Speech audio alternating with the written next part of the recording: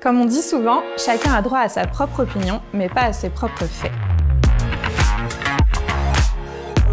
Ça a l'air vraiment facile de distinguer le fait de l'opinion, mais au final, c'est quelque chose de compliqué, puis il y a toutes sortes d'expériences qui nous le démontrent et des sondages aussi. Il y a un sondage d'Ipsos, par exemple, qui nous faisait découvrir que à peine 12% des gens étaient capables de distinguer l'un de l'autre. La différence entre les faits et les opinions, c'est pas toujours tranché. On n'a pas toujours une belle petite ligne rouge qui dit à partir d'ici, ce sont des faits et à partir de là, ce sont des opinions. Alors, une étape fondamentale quand on veut distinguer le vrai du faux, c'est de se poser la question, ce que je suis en train de lire ou d'écouter, c'est un fait ou c'est une opinion?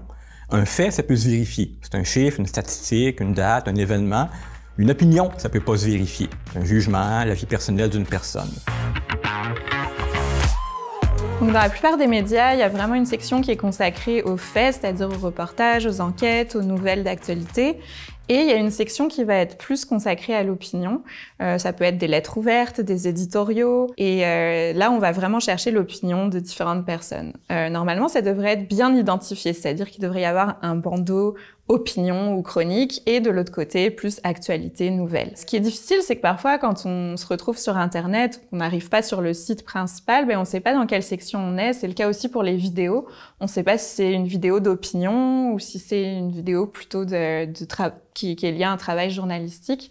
Et ça peut être compliqué de faire la différence entre les faits et les opinions. Souvent, on dénonce le fait que il y a de plus en plus d'opinions dans les médias, et c'est vrai que ça peut être un problème parce que ça prend effectivement beaucoup de place. Peut-être que ça prend trop de place et que ça en laisse moins pour les faits, mais ça peut être très enrichissant, ça peut être très utile un texte d'opinion. Ça donne un sens aux faits qui eux-mêmes, les faits, ne peuvent ne pas avoir de sens. Donc, il faut les interpréter un peu.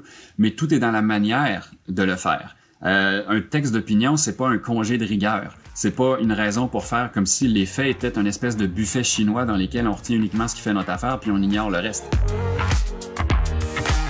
Donc, un bon indicateur pour vérifier si un article est un article d'opinion ou un article plus de faits, basé sur les faits, c'est le ton que va prendre l'auteur. Normalement, un journaliste qui va parler de faits va essayer de pas s'impliquer, ça va être un ton neutre, on va juste rapporter des événements de façon très impartiale.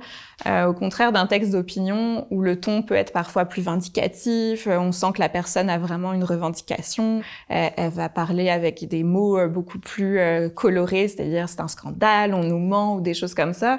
Là, il faut se dire que ça va être l'avis de la personne qui s'exprime et non pas un rapport neutre de la situation.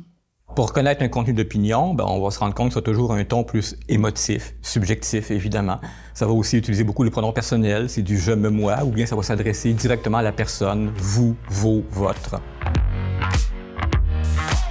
Une chose qui devrait être faite dans à peu près tous les textes, que ce soit de l'opinion ou des textes qui rapportent des nouvelles ou des blogs ou peu importe, ce serait toujours d'expliciter quelles sont les sources pour que le lecteur, le public puisse, dans ceux qui veulent le faire évidemment, puissent aller par eux-mêmes remonter jusqu'à la source la plus directe, jusqu'à l'origine de l'information et constater par eux-mêmes est-ce que c'est bien ce que cette source-là dit.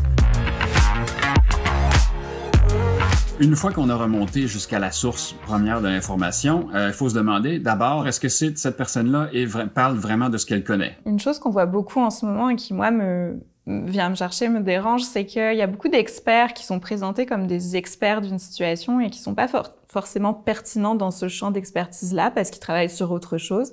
Par exemple, on va aller chercher l'avis d'un physicien qui va donner son avis en épidémiologie. Alors, si dans le texte, on nous cite un scientifique, il faut d'abord se demander est-ce que c'est vraiment un expert dans le domaine dont il est question?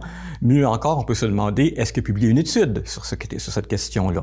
Toute scientifique soit-elle, il y a toujours des scientifiques, des chercheurs qui vont avoir une opinion qui est très à la marge de celle d'un consensus scientifique, par exemple. Il faut faire attention aussi aux généralités. Beaucoup de textes vont juste contenir « selon un médecin »,« selon des médecins », ça nous prend des noms. Il faut faire attention aux vedettes aussi. C'est pas parce qu'une Gwyneth Paltrow nous vante un aliment miracle sur la base de son expérience personnelle que ça a une quelconque valeur scientifique. Toutes les méthodes non plus ne se valent pas nécessairement. C'est certain que l'idéal, c'est d'avoir une étude randomisée avec un groupe placebo. Là, on est assez solide.